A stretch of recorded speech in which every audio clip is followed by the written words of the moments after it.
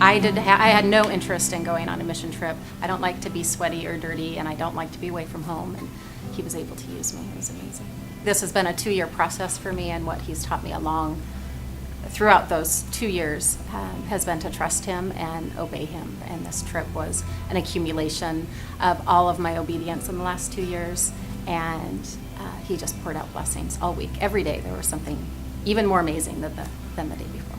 For me, the best part of the trip was to walk into a dirt floor church covered by 10 roofs and hundreds of villagers who came to worship, and the worship was so awesome. And you didn't know the language, but you knew God's word was coming out of their mouths. So we just sang along, and it was that was a very special part. It made my body shake. A crazy part of the trip was seeing this little kid that was cutting the grass with a machete. They don't have lawnmowers where we were at, so he had this machete and he was just swiping it at the grass, and it was the funniest thing. And during one of my breaks of pushing the wheelbarrow around, I saw him sitting over on top of these pile of bricks.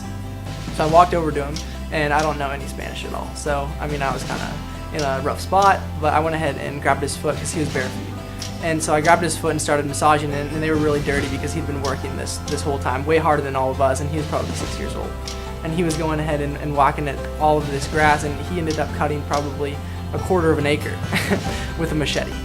And you could just see his feet. They're blistered, there were sores all over them, and they were just dirty. And I mean, the least I could do was go ahead and massage his feet. As Jamie and I were debriefing the trip and talking about what we did and who we're serving, and hearing all these stories from our students and the adults about this week they were being used by God. And we're going, yeah, that was awesome. This week we definitely were used by God. But then we started thinking, and we go, okay, wait a second. Every Wednesday night when we go to youth group, kids are coming to Christ.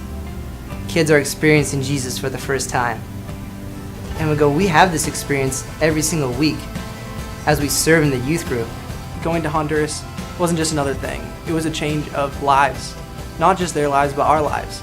So that's my challenge, is as you're hearing these testimonies about Honduras, that you be used by God right here in your town. You can experience that exact same feeling of being used by Him. But that's just God. I mean, if God can use me, He can use anyone, really.